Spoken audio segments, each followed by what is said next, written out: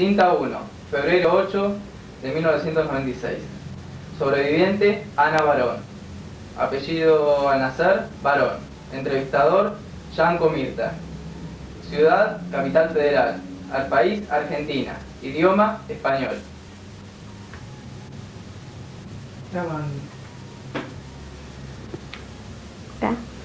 Mi nombre es Mirta Yanko, Mirtayanco,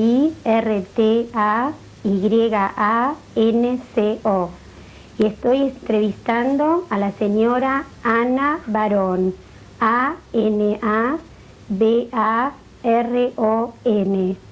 en Capital Federal, provincia Buenos Aires, país Argentina, en idioma español. Señora Barón, comience contando su historia, dónde nació, qué ciudad, qué país, qué fecha y un poco su infancia. Nací en el año 1929 en una ciudad no muy grande llamada Jotín. La parte de Rumania se llamaba Besarabia, pero el país era Rumania.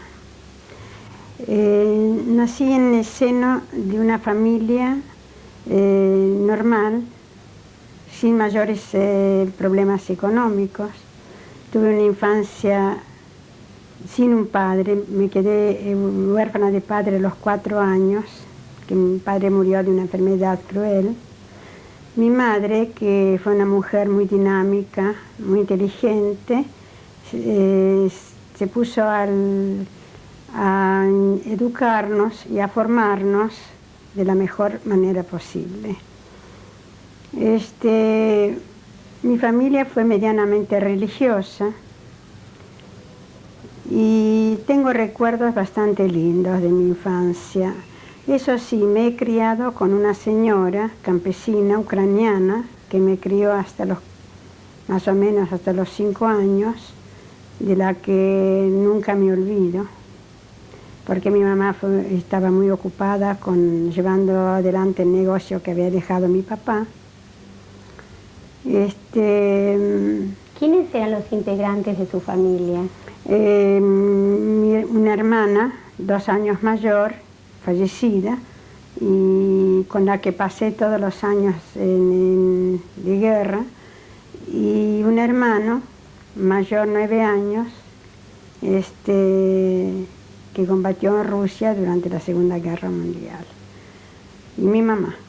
Después tenía mis abuelos maternos y una abuela paterna, además de tíos, tías, primos, una familia bastante numerosa, pero que no todos estaban en la misma ciudad, sino dispersados en diversas ciudades chicas de Besarabia. Esta señora ucraniana, ¿por qué la recuerda usted?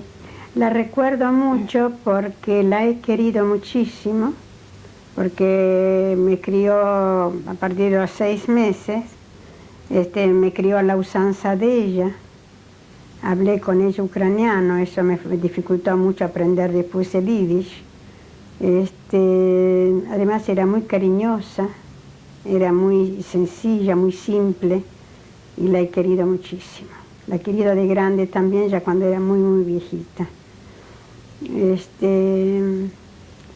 En mi casa se hablaba mayormente el yiddish y el ruso, y el rumano naturalmente en el colegio y fuera de casa.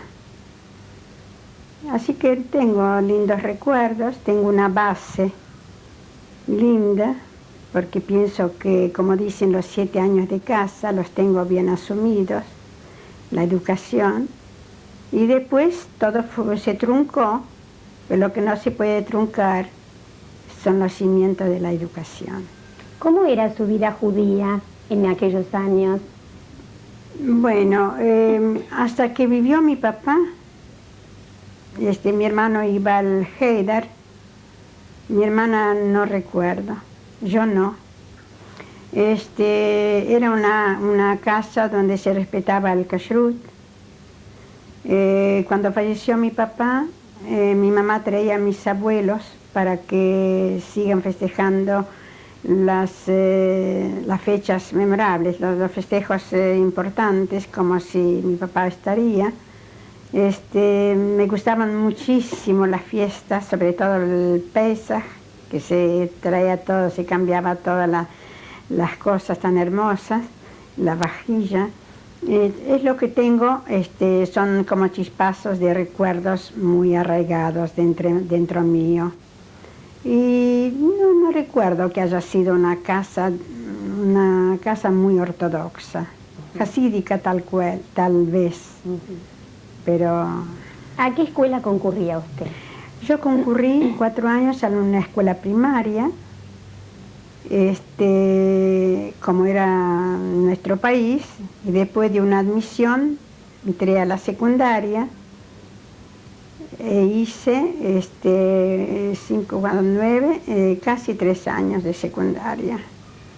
Después, en el año 40, invadió nuestro territorio Rusia, así que seguí ya un año más con los rusos. ¿Qué recuerdos tiene de su primaria o de su secundaria? Muy lindos recuerdos porque fui una alumna buena. Naturalmente quiero aclarar que en Rumania nosotros teníamos la monarquía del rey Carol, pero se sentía muchas veces el antisemitismo. Por lo tanto, nosotros ahí se acostumbraban a recibir, ser premiadas a fin de año. Y siempre mi premio fue segundo porque el primera se llevó la hija de un coronel. Así que ahí se sentía mucho el antisemitismo, no solo por este hecho, sino por muchos hechos más. Pero de todas maneras nos desarrollábamos nuestra vida con normalidad. ¿Tenía amigas? Sí, tenía amigas, naturalmente, tenía compañeras. Pasé una infancia bastante feliz.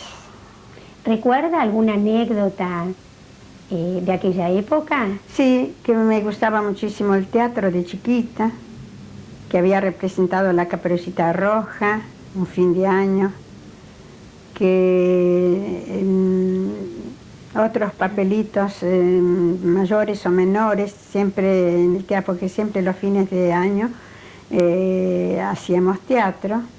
Después hacía teatro en el fondo de mi casa, con sábanas, con cortinados cualquiera. Y una anécdota, podría citar una pequeña anécdota, un poco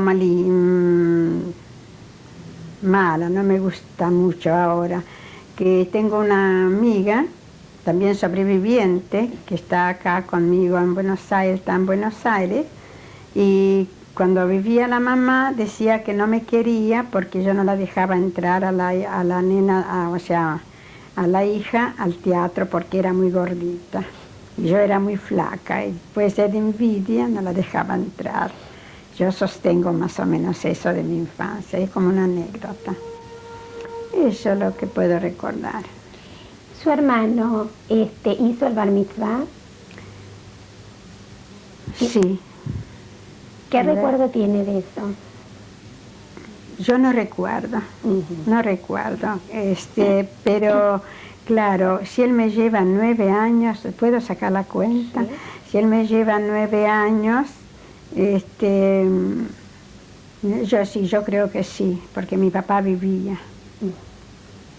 ¿A qué se dedicaba su papá? Mi papá era comerciante, que seguía lo que era mi abuelo paterno, con un comercio grande,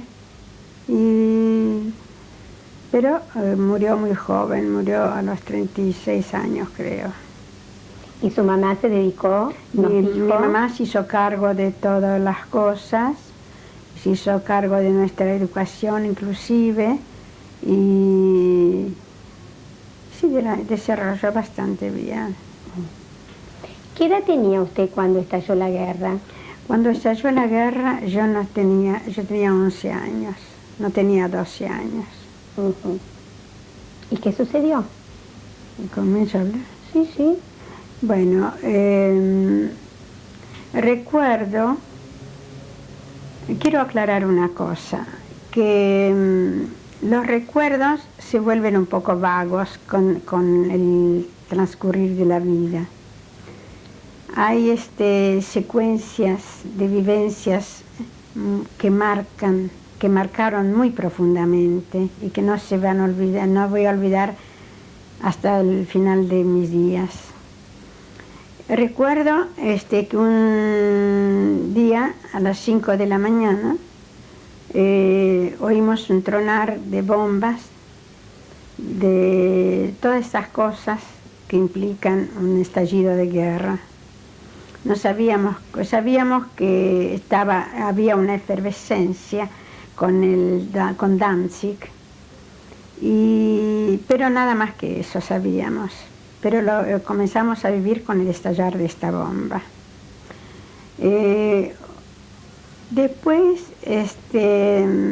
pasaron unos días y ya comenzaron a entrar en mi ciudad muchos militares rumanos y muchos militares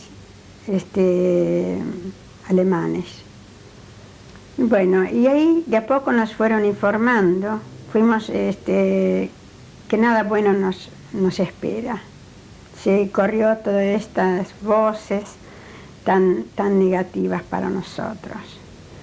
Un día cualquiera nos enteramos que sacaron afuera de la ciudad a todos los jóvenes y a los rabinos y a los, no sé cómo se llama, ruflos que matan las gallinas, no sé qué nombre podría tener.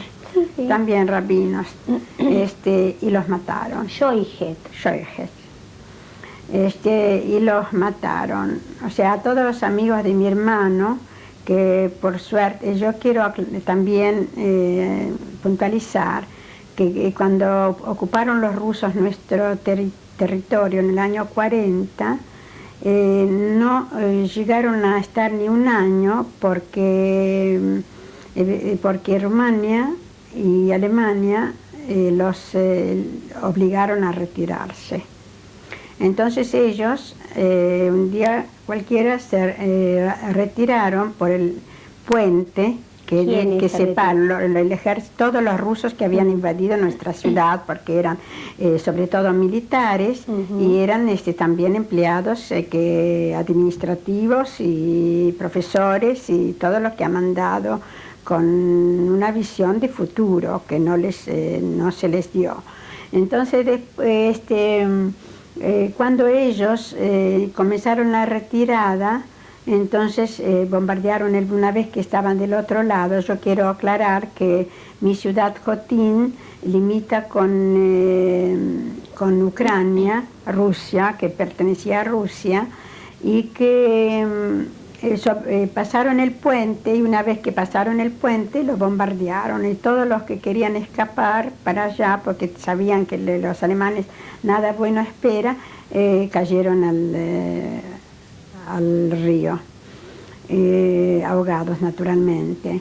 Mi hermano fue advertido con un tiempo, unos días antes. ¿De qué fue advertido? Advertido de que si se quedaban nada bueno le esperaba, porque fueron todos los estudiantes de secundaria que habían, porque el río que separa nuestra ciudad, el Khotin de Ucrania, en invierno se helaba. Entonces había mucha proliferación de comunismo para formar células y atraer a los jóvenes. Y muchos jóvenes han sido atrapados. Por lo tanto, los que no han podido fugarse por el puente han quedado. Entonces, Perdón, usted dijo que su hermano fue advertido y nos contó recién de las células comunistas. ¿Su hermano militaba en el comunismo? Yo creo que no fue una militancia militancia. Fueron muchachitos jóvenes que han sido atraídos por células y que no creo que ha sido comunista. Puede ser que algunas reuniones o qué sé yo, no podría decirlo fehacientemente. Pero de todas maneras los jóvenes que han quedado, así como posiblemente tenían algo que ver o no tenían algo que ver, todos han sido sacados fuera de la ciudad, ahí donde pastaban las vacas, habían afuera, y ahí los han matado, y a los rabinos también, como ya había dicho. Y a todos los grandes comerciantes, a todos los que ellos más o menos querían. Han sido matados con prácticamente podría decir un show, porque empezaban a contar el número 10, después el 9, después el 8, algo así. Después nos informaron a nosotros. Su hermano, usted contó entonces que se fue antes de la explosión del puente. Creo unas horas o un día, y en esta forma fue también apresado allá, porque en Rusia ellos temían mucho a los ¿cómo se llaman los que hacen? A los judíos. No, a los que llevan secretos, ¿cómo es? ¿Espías? A los espías. Perdón, en las lagunas. No, por favor. A los espías, los tomaron primero como espías, inclusive los que han pasado, comunistas que han pasado el río una vez en invierno, cuando se hiela, también los tomaron como espías muchos años, hasta que después ellos fueron informándose, los mandaban a Siberia, pero no creo que sea... No, pero su hermano entonces cayó preso muy con los importante, rusos. más o menos, estuvo un tiempo hasta que ellos se informaron bien, y después combatió los 4 años en el ejército ruso. ¿Qué edad tenía cuando esto sucedió? Si yo tenía casi 12, él tenía algo de cerca de 20 años, 21 años.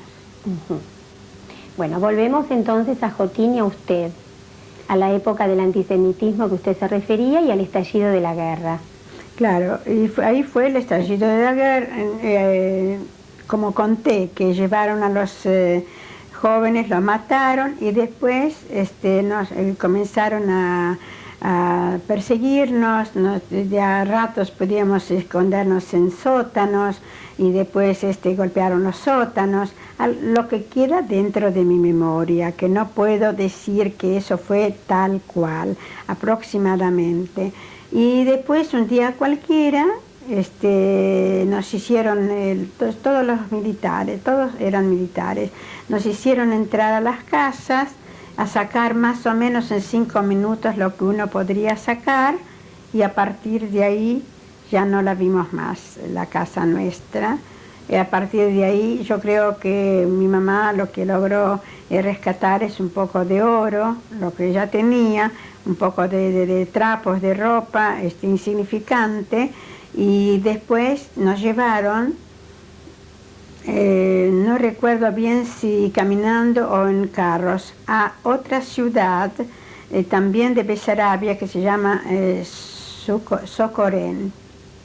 De Jotín entonces fue a Socorén. A Socorén. Ahí permanecimos 3 meses, metidos en 15, 20 personas en una pieza, los chicos con llantos insoportables, los que no podían, había pozos ahí, no sé si lo han hecho, eran pozos de antes, los que no tenían lugar, estaban los pozos, y así nos daban un poco de, se llama en rumano chorba, o sea, un poco de agua lavada para comer, un poco de pan negro, y así 3 meses. ¿Ahí estaba con su mamá y su hermana? Con mi mamá y mi hermana. No estaba con mis abuelos nunca, porque ellos vivían en otra ciudad que se llamaba Jedinitz. Ellos eran de Jedinitz, así que ellos los deportaban desde la ciudad de ellos. No nos encontramos en Socorén con ellos, no sé a dónde los han llevado, porque después no los hemos visto más. Lo único que nos enteramos, bueno, voy a ir cronológicamente, de Socorén 3 meses nos llevaron a Taki, que viene a ser también una ciudad muy pequeña al margen del río Dniester. Y de Ataki estuvimos varios días y ahí nos sacaron los documentos que según versiones los tiraron al mar y nos pasaron en balsas. Entonces hicieron así, una balsa pasaba y otra balsa la tiraban al mar. Una pasaba y otra, o sea, llenaban las balsas para cruzar y otra balsa la tiraban al mar. Lo daban vuelta, la tiraban al mar. Evidentemente no sé si es suerte o mala suerte que nuestra balsa no ha sido tirada al mar. Por lo tanto, pasamos a Mogilев-Podolsk. ¿Qué les decían a ustedes? ¿Que hacia dónde lo llevaban y por qué? No nos decían nada, porque no había siquiera a quien preguntar, porque yo recuerdo muy bien que muchos viejos los han metido y chicos en carros. Y la mujer que llevaba el carro con el caballo muchas veces lloraba. Y no sabía por qué pasaba todo eso, y menos nosotros. Porque si hacíamos alguna pregunta, recibía, o sea, yo no. La persona que hacía alguna pregunta, algún interrogatorio, ¿por qué? ¿A dónde vamos? ¿Para qué? Recibía un latigazo. Así que eran latigazos bastante notables, bastante fuertes. Por lo tanto, optaron callarse e ir como las ovejas, que tampoco preguntan. Bueno, llegamos a Mogilев-Podolsk y allá nos concentraron en habitaciones grandes, muchas familias juntas, lo mismo, algo parecido como fue en Sekuren. Y después nos dimos cuenta que estábamos rodeados de alambre de púa, como un gueto. Ajá. ¿Cuánto tiempo hemos permanecido allá? No puedo recordar. Lo que sí recuerdo que el hambre apretaba mucho, la miseria se ha hecho muy, muy notable, comenzaron a pulular los piojos, se empezaban a enfermar chicos, empezaban a morir viejos y la comida escaseaba. ¿Se encontró con algún familiar en ese gueto?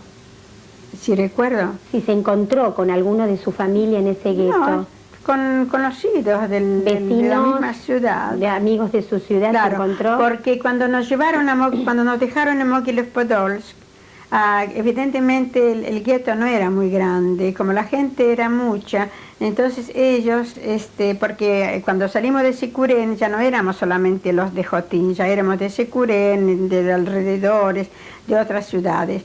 Entonces a otros los seguían caminando ya, no había carros ni caballos. Muchos llegaron a una ciudad que recuerdo se llamaba Kopaygorod, otra Shargorod, otra fueron al campo, a ciudad chica que no recuerdo los nombres, y nosotros nos quedamos en Mogilev. Y bueno, y después se fue formando un clan. Quiero acotar que los rumanos son muy coimeros, lo han sido toda la vida, no es nada nuevo hoy en día. Y quedó en Chernobyl, quedó una tía mía, hermana de mi papá, con el marido. Los hijos han caído cuando fue bombardeado el puente, han caído en el puente y quedaron ahogados. Ellos murieron en Israel. Esta tía mía, de vez en cuando nos mandó un paquete clandestino, con alguna ropa o con alguna comida. ¿A Mogilев-Podolsk? A Mogilев-Podolsk. Con algún capitán, con algún, qué sé yo, no puedo bien, bueno.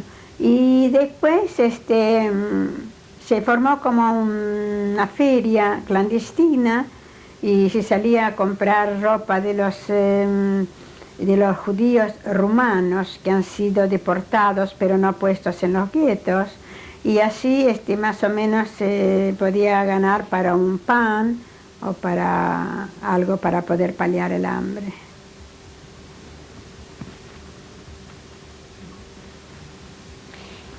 ¿Ahí trabajaba o usted ayudaba a su mamá en esa feria clandestina? No se puede decir trabajar, simplemente que salíamos de noche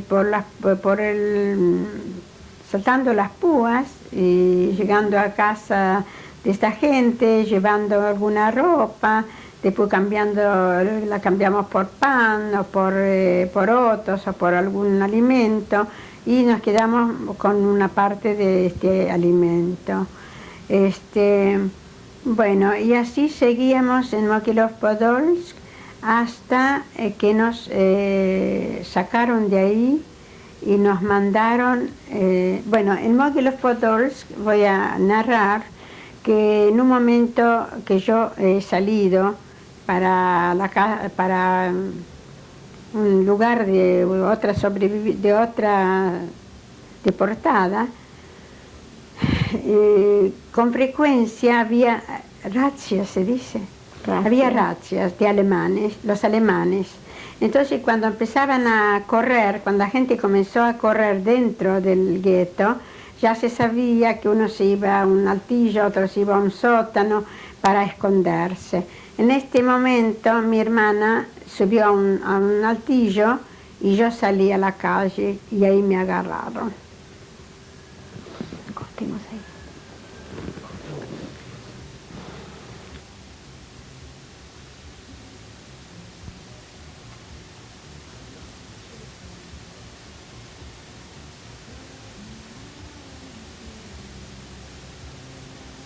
Es Mirta Yanco, Mirtayanco,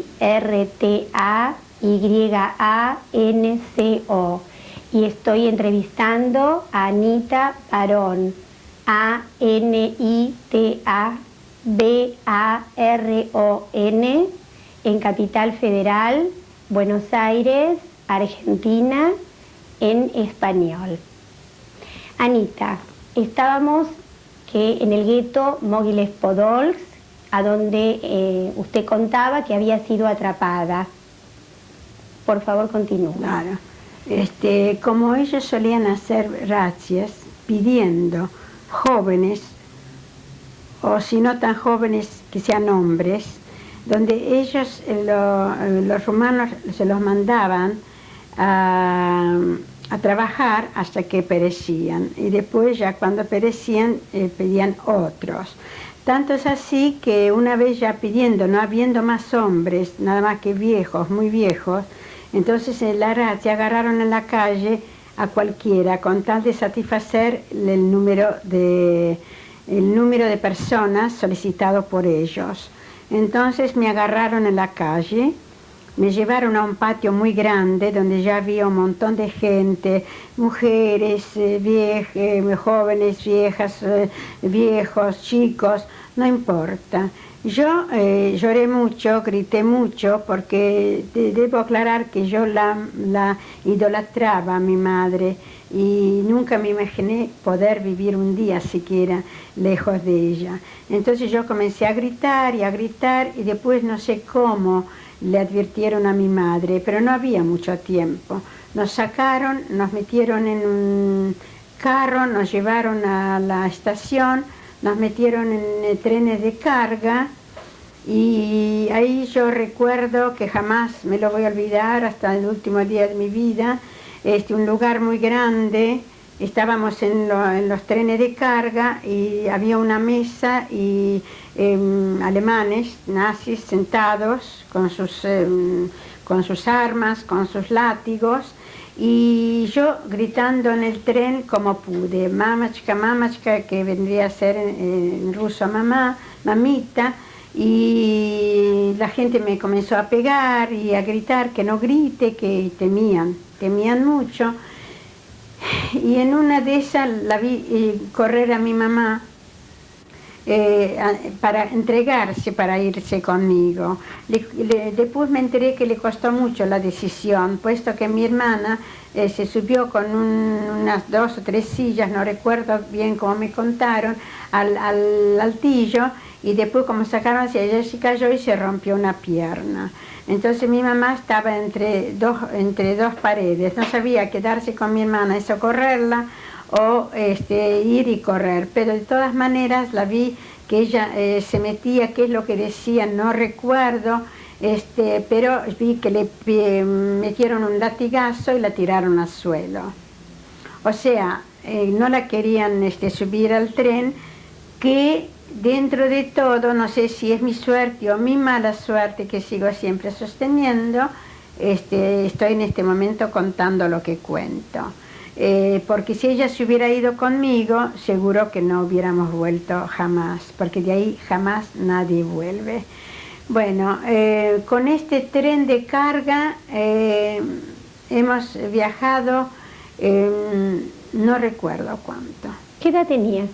Y yo tenía ya, creo, para 12 años y medio, 13 más o menos, tal vez. No, tenía 12 años y medio, no tenía 13. Estamos hablando del año 41. El año 41, tal vez ya había pasado, yo cuento más o menos cronológicamente, pero las fechas no las retengo. Lamentablemente mi hermana, que padeció totalmente lo mismo que yo, menos Pichora, que no estuvo, tenía más, retenía más las fechas, sabía mucho más de las... Como yo no pensé que algún día tendré que prestar un testimonio, no me interioricé de las fechas. Con el tren fue a Pichora. Con el tren fuimos a Pichora y en un lugar nos sacaron del tren y nos metieron en carros. Y con los carros hemos viajado, creo, más de 8 días al lugar establecido. El lugar se llamaba Pichora. Está sobre o cerca del río Bug. Es todo lo que yo sé. ¿Qué era Pichora? ¿Un campo? Pichora, donde nosotros nos metieron, yo quiero decir que unos 10 kilómetros más o menos, que después me lo dijeron, o más, sentimos un olor nauseabundo, un olor que no se podía soportar, y no sabíamos de qué venía este olor. Cuando a medida que nos íbamos acercando al lugar establecido, el olor era cada vez totalmente insoportable. Nos hicieron, era como una fortaleza de paredes muy altas, de muros muy altos, y este lugar fue un sanatorio que curaba los tuberculosos en tiempos de paz de los rusos. Era un lugar muy lindo, debía haber sido un lugar muy lindo, con un aire bastante limpio, con lugares, se veían allá reminiscencias de tiempos idos, grandes esculturas, y bueno, y allá nos metieron. Cuando nosotros llegamos a este lugar y nos hicieron entrar, siempre a latigazos, siempre a empujones, siempre estábamos con muchísimo miedo, no sé a qué, pero con miedo. Ahí estaban ya los judíos rusos desde hacía tiempo, podía ser ya también desde el tiempo que a nosotros nos sacaron, porque estaban muy hinchados, muy flacos, pero los pies muy hinchados y brotando pus. Evidentemente, este fue el olor tan nauseabundo que se expandió a tantos kilómetros de distancia. Era deprimente, no tenía nada que ver con el gueto nuestro, porque yo diría que el gueto nuestro, en comparación, no sé con qué compararlo. Eran habitaciones grandes, las paredes estaban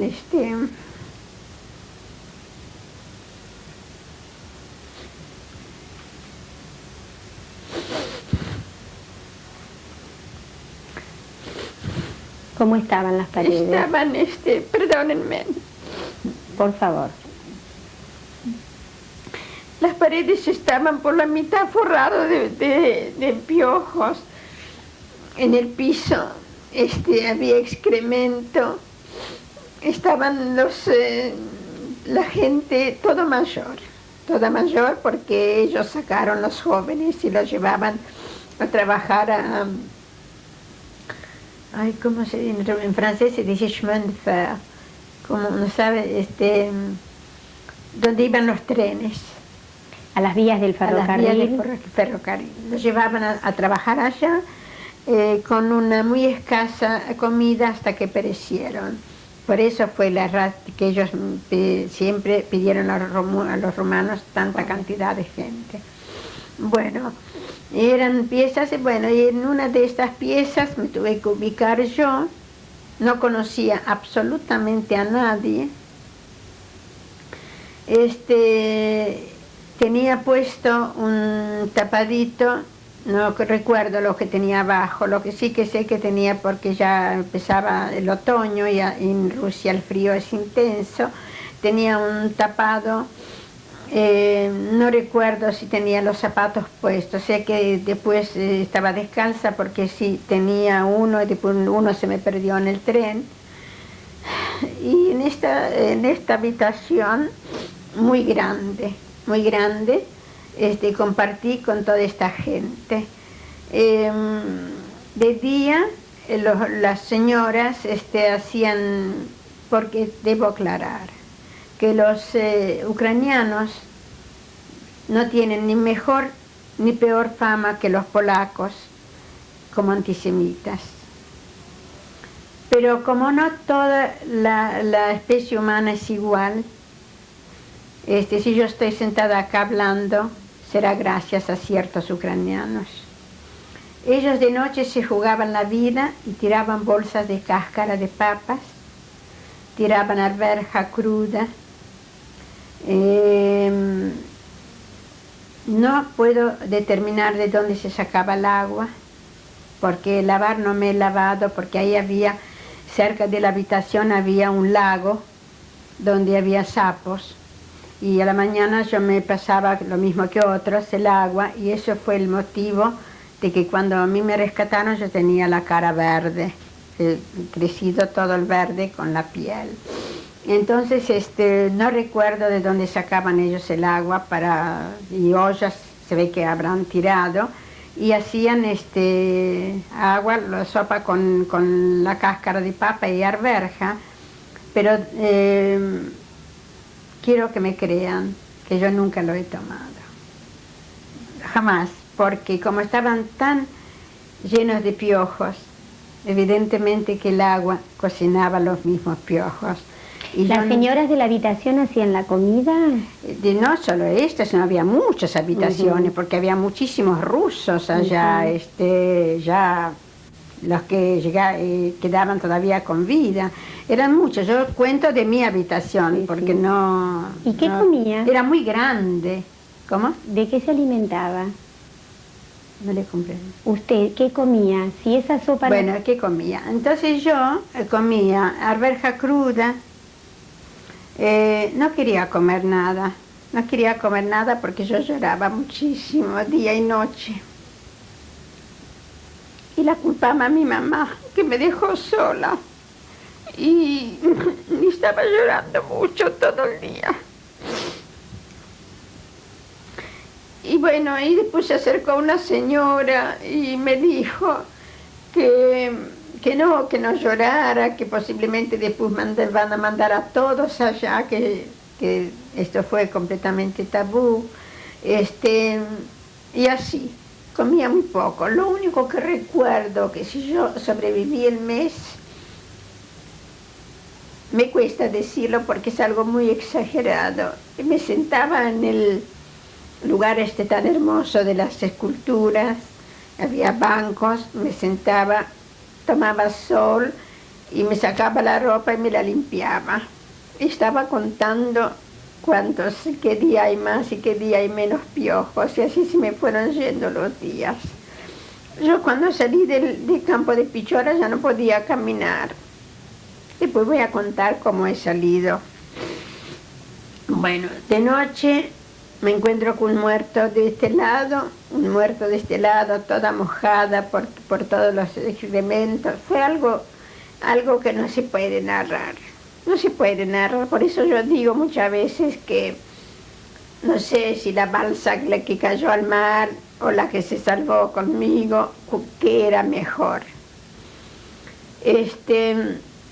Y bueno, y así fue pasando aproximadamente un mes.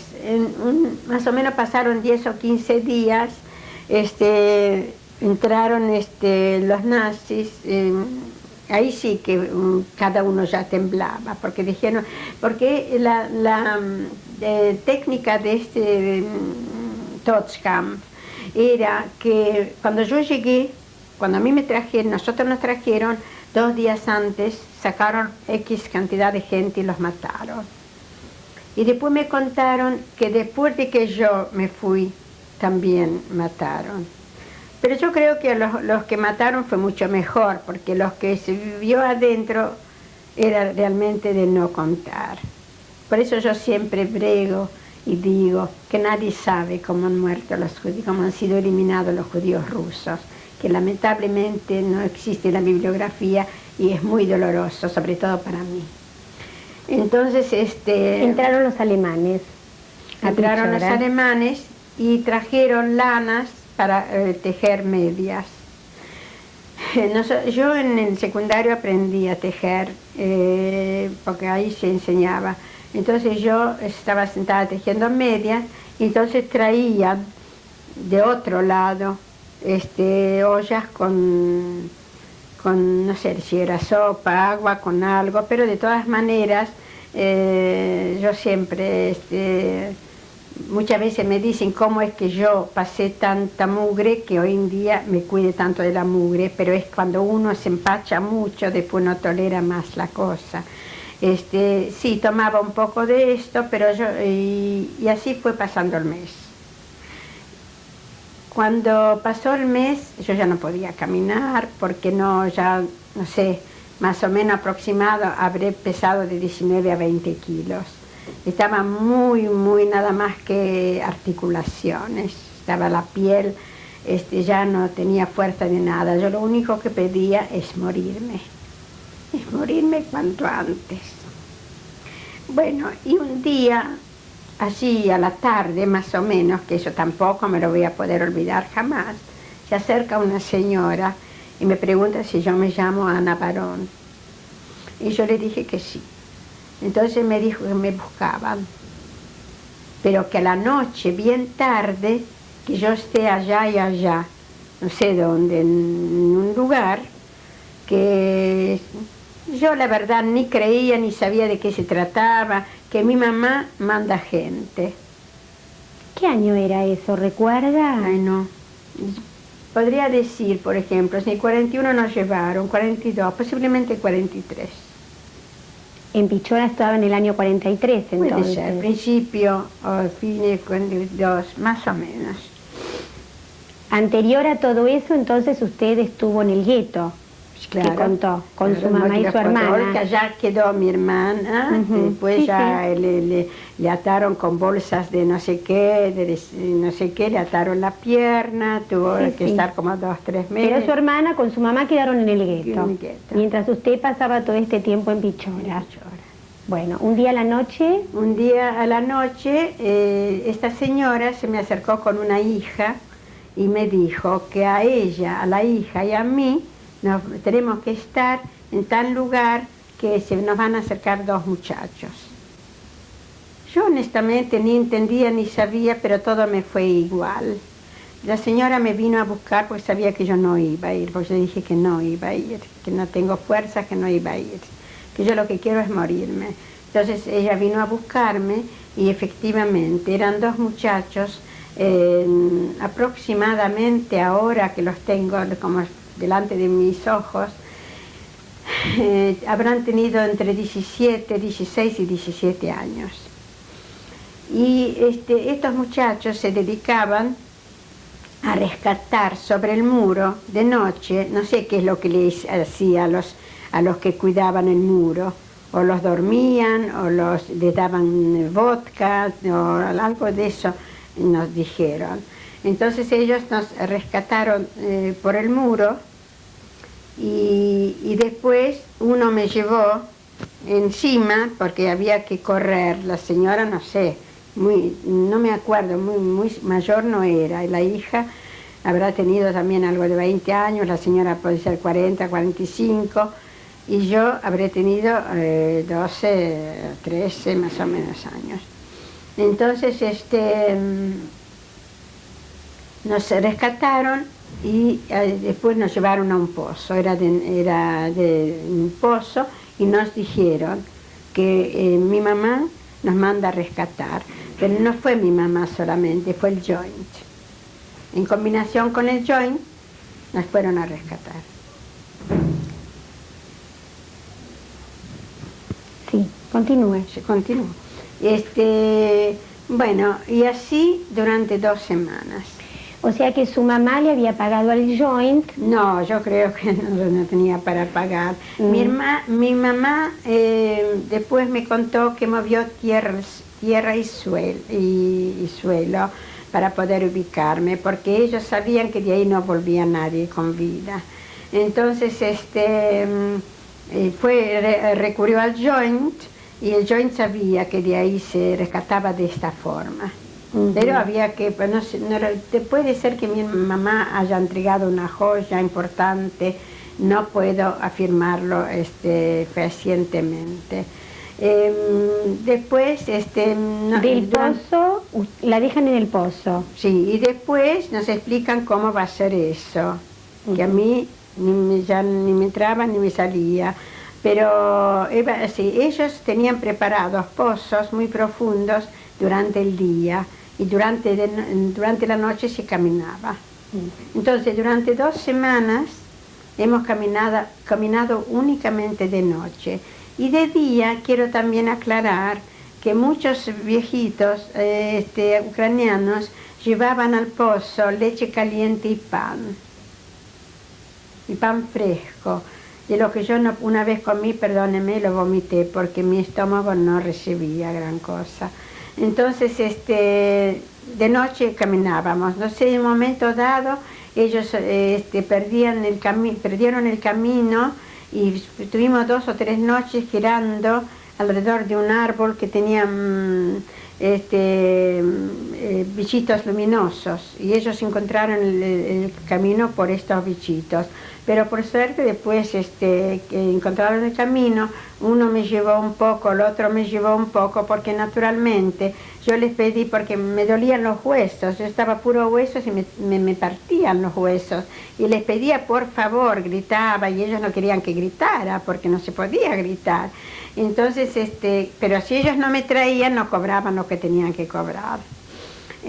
Bueno, en este interín debo también aclarar que tropezábamos con cadáveres, y eran cadáveres que mataban los ucranianos, porque después en una pared encontramos, nos mostró uno de los muchachos que decía que quieren cumplir con Jesucristo, matar a un judío. Y bueno, se les dio este gusto. Bueno, llegué. Estaba estipulado que ellos me tenían que dejar no de mi mamá, sino que me tenían que dejar en Shargorod, de una tía mía, hermana de mi mamá, con el marido, que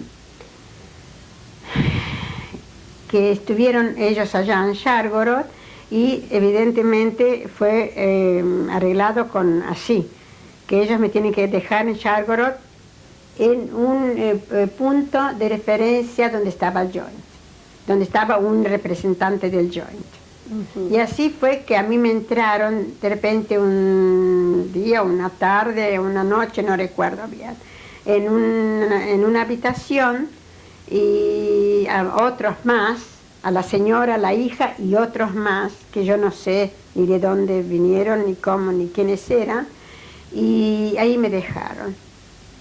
Y ahí me dijeron que va a venir a buscarme mi tío, o sea, el marido de mi tía.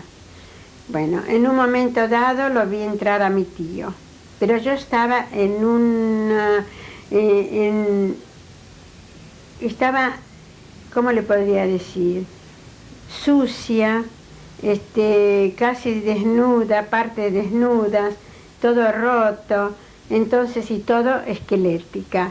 Entonces mi tío entró, y entonces yo lo reconocí, por supuesto, porque antes de irnos a unos 6 meses nos vinieron a visitar y estuvieron con nosotros. Entonces yo me abalancé sobre él y le grité. Entonces él me apartó, como que yo nada que ver. Y yo le empecé a gritar y él agarró y se fue. Se fue rápido. Bueno, yo me senté ahí y me pregunté que por qué lo hizo y dijeron que no importa, que va a venir. Bueno, pasó más o menos 1 hora, 2 horas, ahí nos dieron algo, me dieron de comer, pero perdónenme, yo lo vomitaba igual. Entonces él vino, después de 1 hora creo, no recuerdo bien, vino y yo me abalancé, le agarré la pierna y no lo largué más. Y le dije, le empecé a decir, tío, pero mi mamá, yo me llamo así, le empecé a enumerar mi tía, cómo se llama, y todo, digo, no me dejes, no me dejes. Pero él trajo una especie de trapo, me envolvió en el trapo y me llevó a la casa. Ellos estaban también en un gueto en Schargorod, también en piezas muchas personas. Entonces cuando el tío me vio a mí, sabía que ahí no me van a dejar entrar, porque como no estaban mugrientos, como no estaban en miseria, pero no era la miseria mía. Entonces mi tío me trajo a escondidas, me llevaron a un sótano y ahí me dejaron. Y bueno, sus tíos en el gueto de Schargorod, ¿podían entrar y salir así con libertad? Trasladarse dentro del gueto, sí. Lo que no se podía es traspasar los alambres de púa. O sea, yo creo que esta habitación habrá sido el Joint, o lo vino a buscar dentro del gueto. Sí, yo inclusive me acuerdo de un señor alto vestido de marrón, mire, me quedó, era el representante del Joint, o de Cruz Roja, mire, la verdad que era una combinación de todo eso.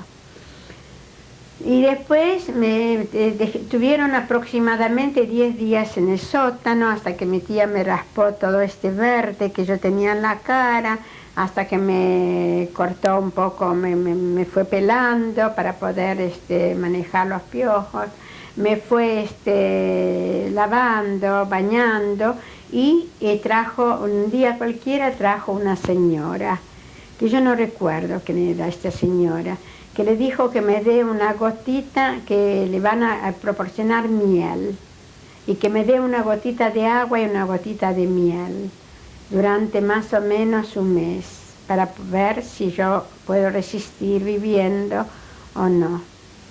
Y así comencé. Y después ya me subió a la habitación con la gente.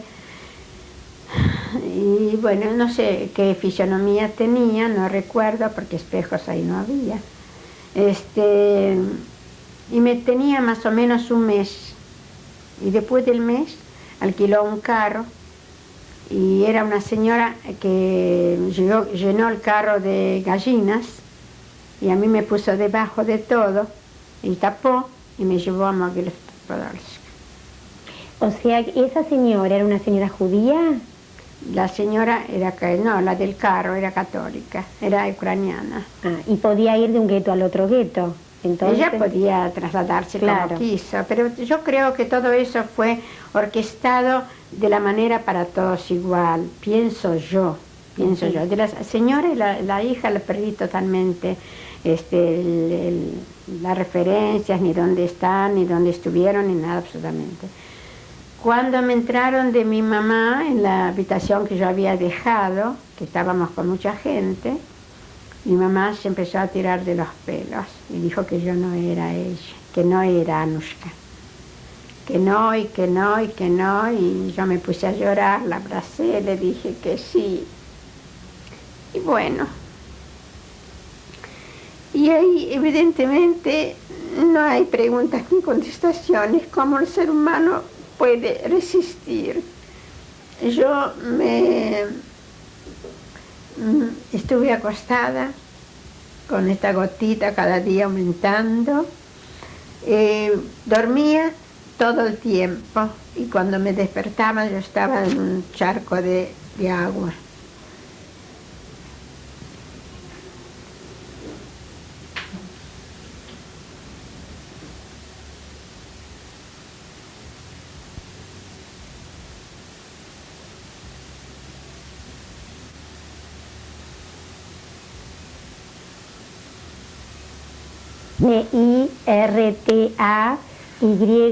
Mirta-Yanco y estoy entrevistando a Anita Barón, Anita-Baron. Hoy es 8 de febrero de 1996 y estamos en Capital Federal, Buenos Aires, Argentina, y la entrevista es en español. Usted había contado que llegó a Mogiles Podolsk y se encontró con su mamá y su hermana.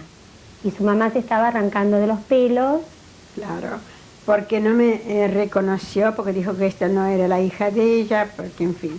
Y así que comencé, como dije que estuve como 2 meses en cama, con la miel, el agua, e incorporando alguna que otra cosa que no había, o que había a veces, y después le digo que dormía muchísimo y estaba empapada siempre de una transpiración fría que nadie sabía por qué es.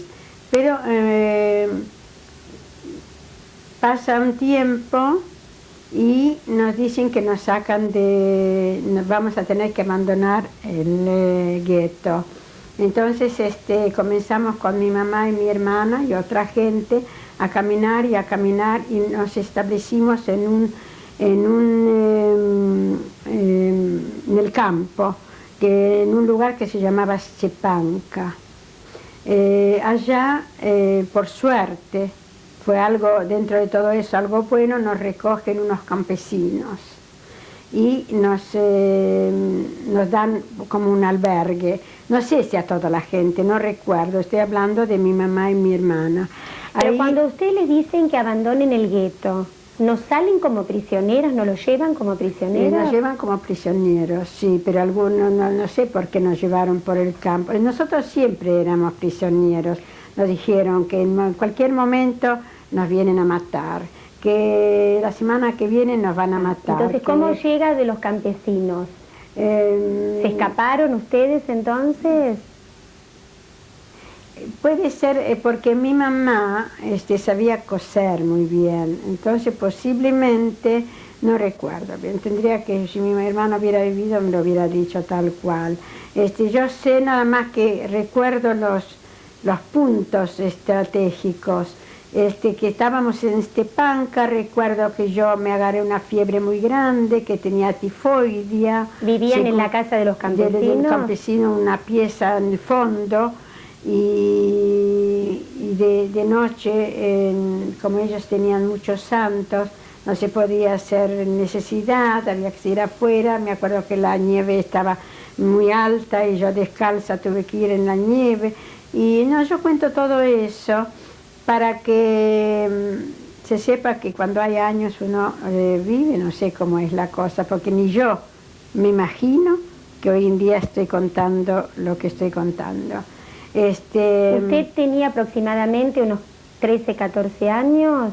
Ya habré tenido 13 años, creo yo, 13 o más o menos. Porque fue cuando yo quedé después de la tifoidea y después de la escarlatina, me agarró escarlatina y quedé ya que no podía caminar y gateaba, y así un tiempo largo. Y después, como la ucraniana no era mala, no sé qué es lo que con algunas pomadas de las vacas, de esto, de lo otro, qué sé yo, fui mejorando. Y después, de allá, vuelta, dijeron, bueno, que corrió el rumor de que están buscando judíos.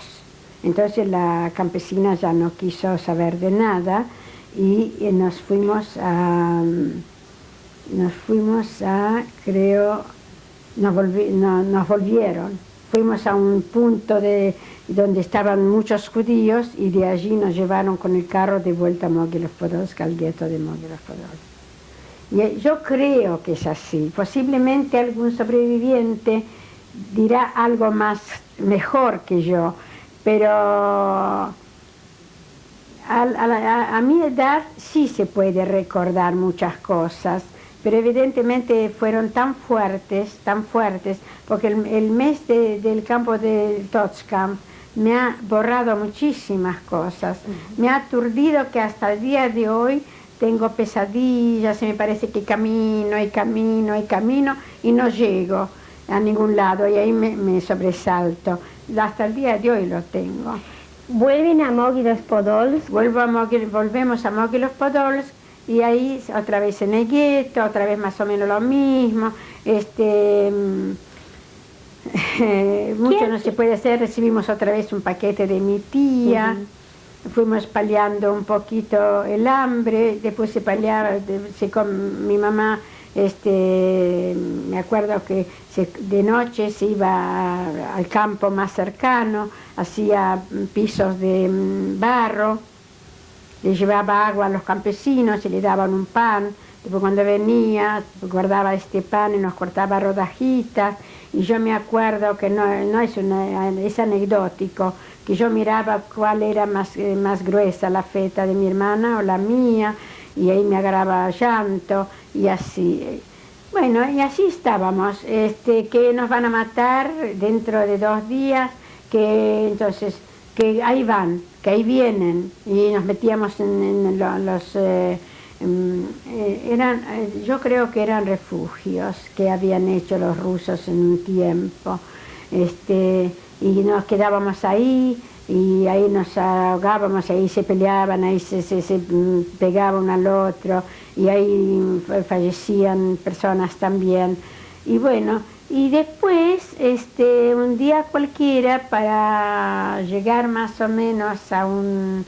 Quiero también aclarar que en Mogilov-Podolsk estaban también los rusos judíos de Mogilov con nosotros. Bueno, y un día cualquiera ya dijeron, bueno, que los alemanes, que cuando ellos llegaron a Stalingrado, se ve que el frío, eso lo sabe todo el mundo la historia, que el frío los apretó, era un frío muy intenso, muy terrible, y ahí fueron ya retrocediendo. Y a medida que retrocedían, siempre corría el peligro que ellos mataban todos los que ellos sabían de que dónde estaban. Entonces decían que al retroceder ellos, evidentemente nos van a matar. Ya era una cosa que nos vengan a matar como un momento deseado. Yo recuerdo que ya fue algo tan ya cansador, tan ya imposible de sobrellevar, que ya no nos importaba. De los tíos que usted contó antes, que estaban en el otro gueto, ¿supo algo en esa época? Sí, mis tíos, después a ellos también los liberaba el ejército ruso, y después volvieron a Hungría, a Transilvania volvieron, porque ahí mi tío tenía una hermana y un cuñado que eran odontólogos, porque mi tía también era odontóloga. Entonces ahí fueron de esta hermana, que les ayudó muchísimo, y después embarazó, porque a ella le murió un chico, tuvo dos nenas, y se fue a Israel. Y murió hace 2 años en Israel. Yo llegué a verla, la única hermana sobreviviente, porque otra hermana que yo le dije que murió con el esposo y un hijo. Y otra hermana de mi papá también murió allá con otro hijo. Y así la familia fue dispersándose por diversos, y fueron, la mayoría perecieron. Bueno, los alemanes retrocedían y venían los rusos. Retrocedían, pero los rusos no les dieron tiempo. Entonces, al menos en el caso nuestro. Entonces después, cuando retrocedieron, los rusos nos sacaron de los pozos y nos dieron, me acuerdo hasta el día de hoy, chocolates y caramel, no sé si cualquiera podía, porque yo al menos hasta el día de hoy quedé, que algo que como, perdónenme, el hígado me quedó muy dañado, muy dañado, como una cirrosis, que tengo un hígado que no me funciona, parte del hígado que no funciona. Entonces, bueno, y nos dijeron que el miedo desaparezca, que ellos nos van a confeccionar documentos, y con estos documentos nos van a llevar, pues ellos hicieron un puente, pienso, y que pasaron el puente, y volvimos a mi ciudad. ¿A Jotín? A Jotín. Ajá. Volvimos a Jotín. No sé si yo le dije que cuando los rusos bombardearon el puente, a medida que se fueron, arrasaron intencionalmente mitad de nuestra ciudad. Por lo tanto, la casa nuestra no sabíamos dónde estaba porque era nada más que campo, pero se salvó otra casa nuestra que era muy grande, donde vivieron los militares, porque enfrente era un cuartel militar. Bueno, esta casa la ocupamos, mi mamá le cedió lugar a todos los que no tenían dónde, porque era una casa muy grande, de muchas habitaciones, semi bombardeada, no tenía ventanas, puertas. Y debo también decir las cosas buenas. Vinieron muchas campesinas,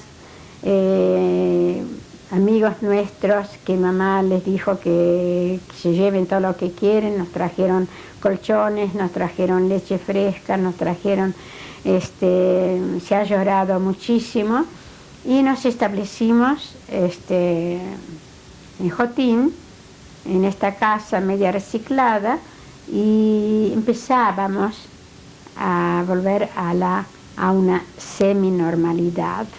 Los rusos naturalmente se ubicaron en nuestra ciudad.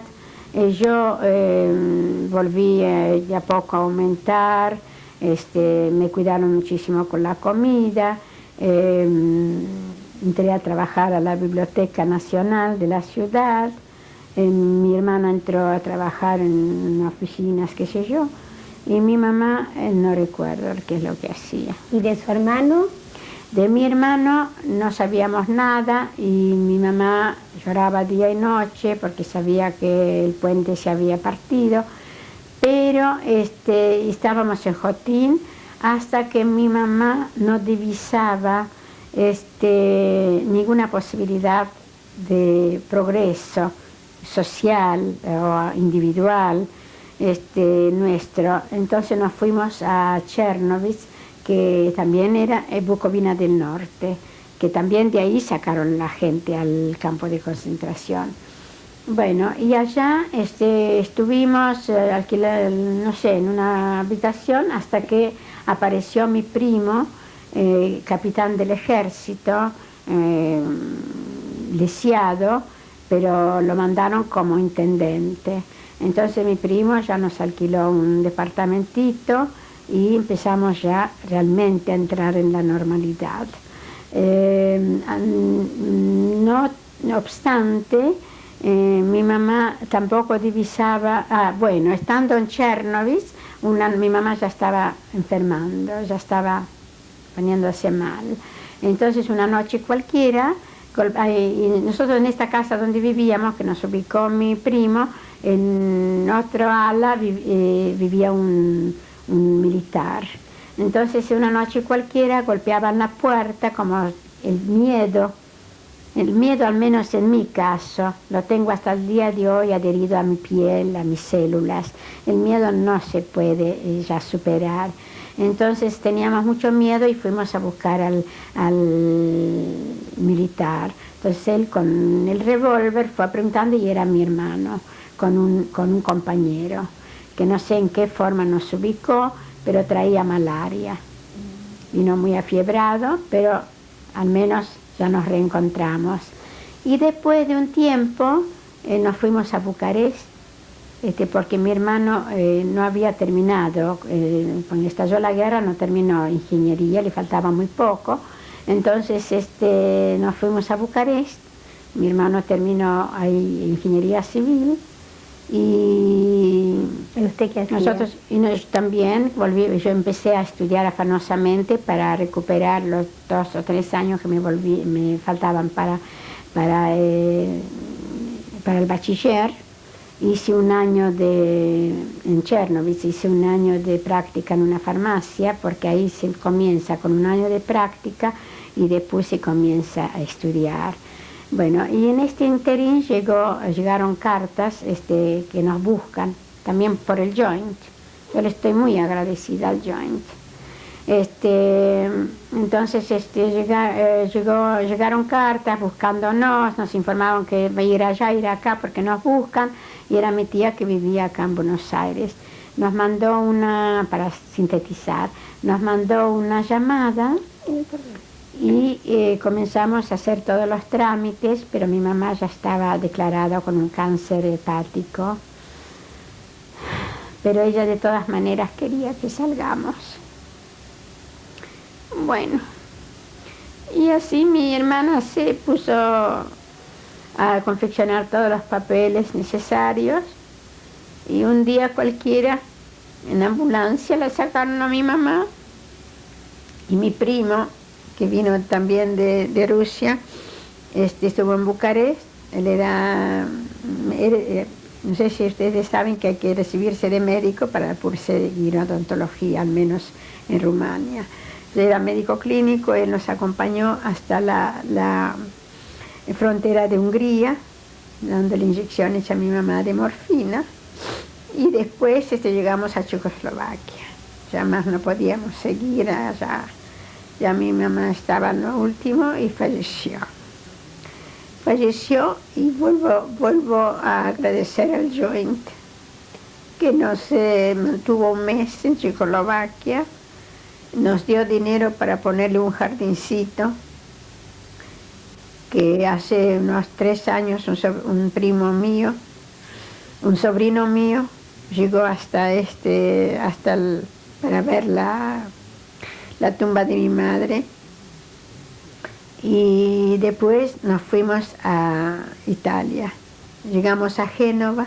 Los tres siempre, Los tres, muy doloridos, muy deshechos, y sobre todo yo muy deshecha, porque perdí lo más valioso que tenía. Pero tenía una gran admiración hacia mi madre. Y bueno, y en Italia, en Génova,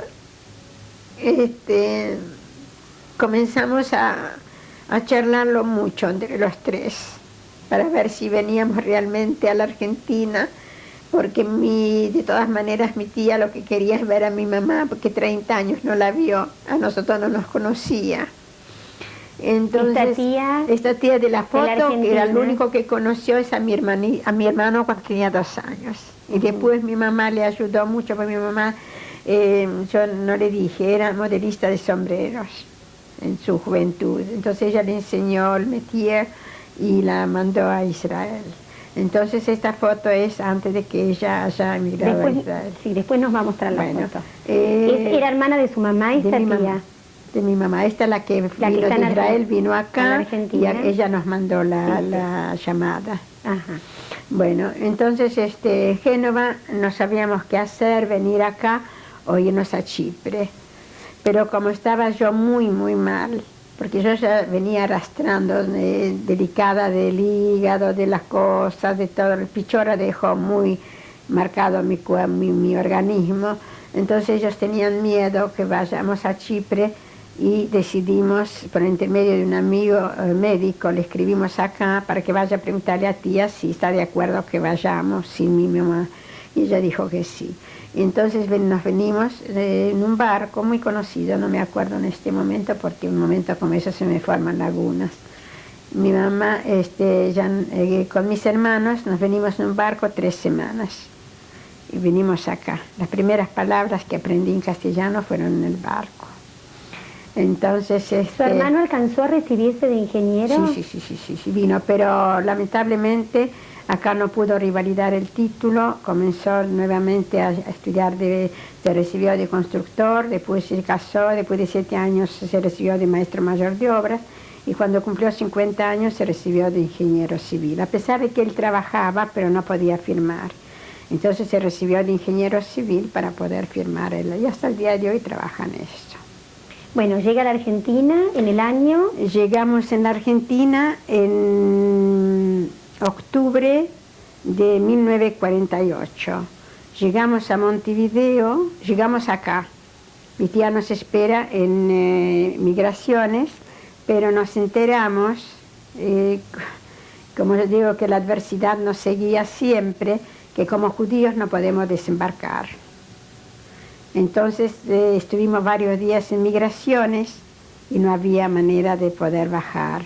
Entonces mi tía nos vamos a Montevideo y ahí lo ubica mi hermano y una familia conocida, y a nosotros dos de otra familia.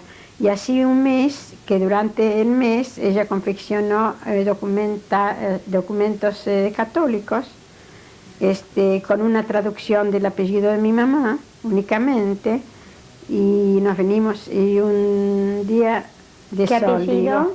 ¿Qué apellido? El apellido nuestro es Barón, Sí, que no sí. hacía falta. De mi mamá era Wolfenson y fue traducido a Lupu, Fira Lupu. Y así llegamos a este hermoso país, porque yo lo quiero. A los 6 meses nos hemos naturalizado. Lo que no sabíamos que, bueno, no voy a hablar de la política, ¿Qué edad país tenía es lindo. usted? ¿Qué edad tenía usted cuando se instaló acá en la Argentina? Y no tenía 20 años. ¿Su hermana?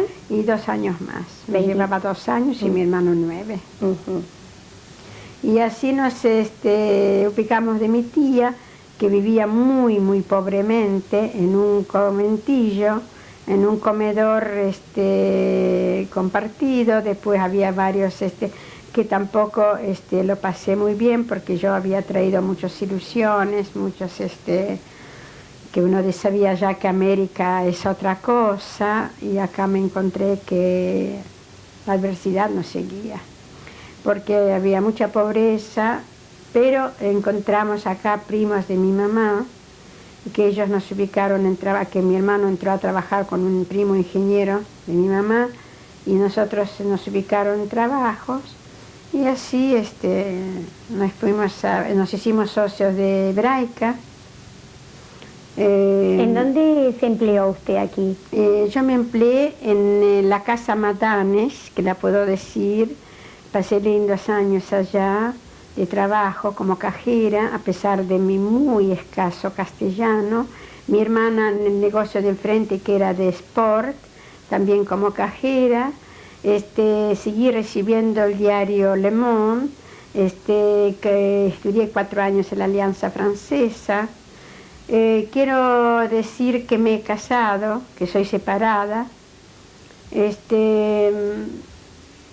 Estudié, hice, ¿cómo se llama?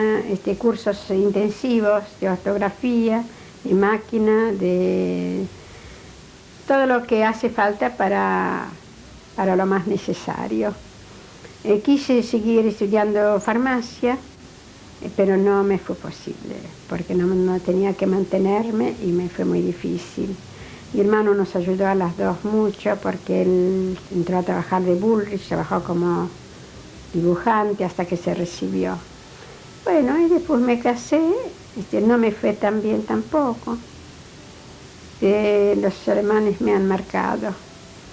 Y ¿Cómo fue bueno, su vida judía aquí? ¿Continuó de alguna manera con su judaísmo? Bueno,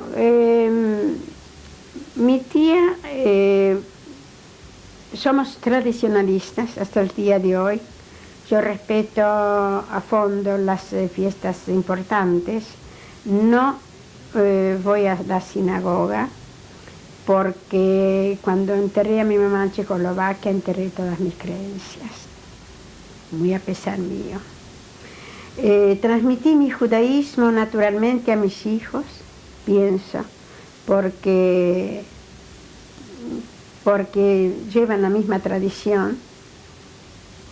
Mi hija estudió para Morá, se recibió de Morá, hasta que se recibió de farmacéutica, es farmacéutica. Mi hijo estudió muy poco en un colegio yiddish, porque le resultó difícil 2 colegios, así que siente el judaísmo muy profundo, pero no sabe hablar, no sabe no estudió tampoco. No sé qué es lo que pregunta usted hacia el judaísmo. No, lo que usted quiera contar, cómo es su vida judía acá. Lo que dijo está bien. No, soy muy tradicionalista, pero no soy practicante. Me integré a una entidad benéfica muy conocida, que es Mujeres Argentinas Sionistas. Trabajé con AINCO. Fui a Israel y visité a FECA, el Beit Alohem. Dije que voy a trabajar el día doble de haber visto todo lo que se ve allá, los sobrevivientes de la guerra. Pienso que siento mucho bien cuando puedo hacer el bien y no puedo hacer el mal, a pesar de que pasé tanto mal. No soy racista, porque todo el racismo que me hizo tanto daño no se lo puedo hacer a nadie. Usted contó que su hermano también se casó y su hermana también se casó. Se casó primero mi hermana, después me he casado yo y después se casó mi hermano, ya un poquito grandecito, y mi hermana empezó a sufrir mucho y que 3 cánceres la mataron. Murió hace el 28 de enero, hizo 4 años, que fue algo muy importante para mí, un golpe muy grande. ¿Tiene sobrinos? Tengo 3 sobrinos que son casi mis hijos. Los adoro y me adoran. Tengo un apoyo moral y espiritual de ellos increíble. Tengo 2 hijos maravillosos que me apoyan muchísimo. Estoy haciendo cursos. Estoy haciendo cursos para poder crecer un poquito ahora.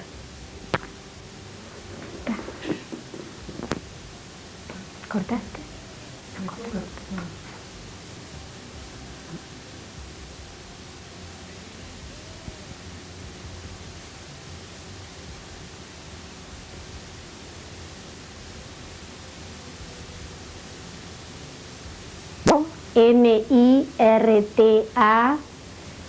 MIRTAYANCO. Estoy entrevistando a Anita Barón, ANITABARON.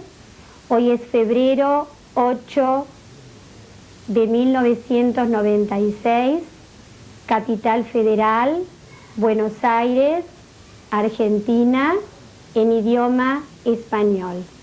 Cuéntenos, Anita, ¿quiénes son las de la foto? En esta foto está mi mamá, mi hermanito, que tenía 2 años, mi hermano, mi abuela materna y mi tía, la hermana de mi mamá, la que nos mandó a llamar para la Argentina.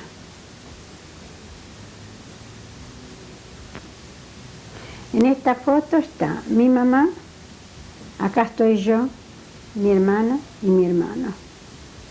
Habrá sido en el año 35-36.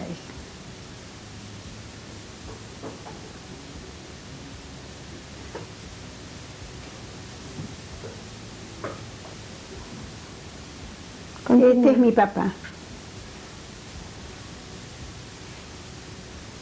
Continúe. Continúe. Este es mi hermano de estudiante. Acá estoy yo de estudiante con el uniforme correspondiente. ¿Eso sería en la escuela secundaria? Secundaria, sí. Tenemos números siempre, numerados. Y estos 2 carnets, uno es de mi mamá y otro es el mío, donde atestigua que estuvimos en el campo de concentración de Transnistria.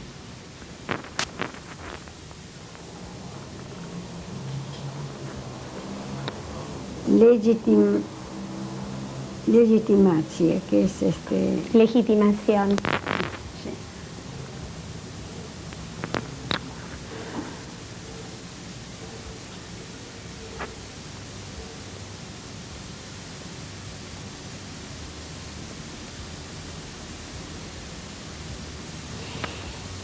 ¿Quiere leer o decir algún mensaje para la gente que en su momento vean este testimonio?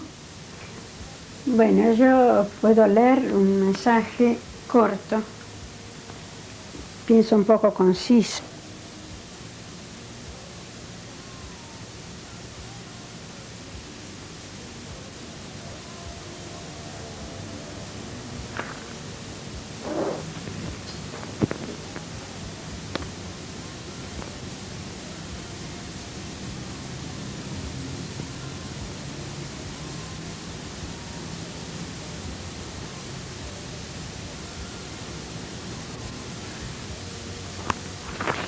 Luego que nos mostró la foto, quisiera decirnos o leer algún mensaje para la gente que oportunamente vea este video a través de la fundación de Steven Spielberg. Bueno, tengo algo preparado, cortito. La escuchamos. Todo lo narrado sigue latente en mi cuerpo y en mi alma. No hay respuesta a muchos de los interrogantes que me planteo. Que cómo es posible seguir viviendo después de tanto y tanto sufrimiento e injusticia. Pero la vida en definitiva es un milagro. ¿Y por qué todo esto? Y por el solo hecho de ser judía. ¿Por qué? ¿Por qué si los judíos han aportado tanto al mundo? No comenzaré a citarlos, puesto que me llevaría un día. ¿Y por qué tanto odio? No me canso de preguntármelo. Pero ya lo dije, no hay respuestas. Ojalá mi testimonio sirva para un nunca más. Ojalá mis hijos y mis nietos y los hijos y los nietos de todo el mundo no vivan ni sepan jamás de algo parecido. Quiero significar que la vida es linda. Lástima que el hombre la empañe. Basta ver la sonrisa feliz de un niño, un cielo azul, contemplar estrellitas chispeantes, escuchar una linda melodía para darnos cuenta que la vida está hecha para vivirla y disfrutarla. Pero vivir y dejar vivir, así de simple. Agradezco a la Fundación Spielberg por brindarme esa oportunidad de prestar dicho testimonio y hago votos para un mundo mejor y en paz. Hago un llamado a todos los sobrevivientes que junten coraje, no es tan fácil, y prestar sus testimonios para la historia, para los que aún hoy niegan esta triste verdad, para la justicia y sobre todo para un nunca más. Dedico lo leído y lo hablado a mis hijos, Mónica, Mario, a mi nuera Sandra, a mis nietos, Matías Ariel y Jessica Mirta, a todos mis seres queridos presentes y ya ausentes, que son la razón de mi vida. Gracias. ¿Quiere presentar a su familia? Me gustaría. Adelante. Este es mi nieto, mi primer nieto divino. Sentate, mamita, que te van a filmar. Mi primer nieto, Itzele, que la llamo Itzele. Esta es mi hija Mónica. Esta es mi nuera. Sandra, mi querida nuera Sandra. Esta es mi nietita Jessica, la nueva, que cumplió ayer un mes. Y este es mi querido hijo Mario. Esta es mi fortuna. Y esta es la razón de mi vida.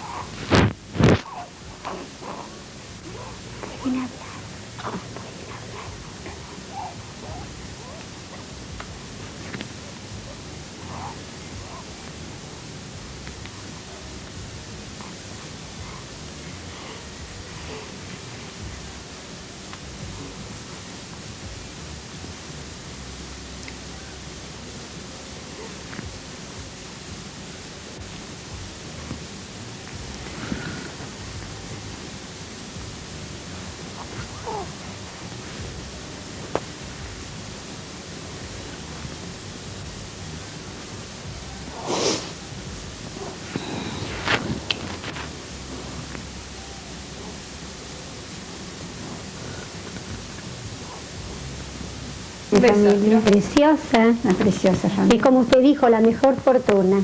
Mi mejor fortuna. De verdad. Uy, qué bruta tu abuela. ¿Cuándo se va a dejar de pintar? Otra vez se gustó un poquito.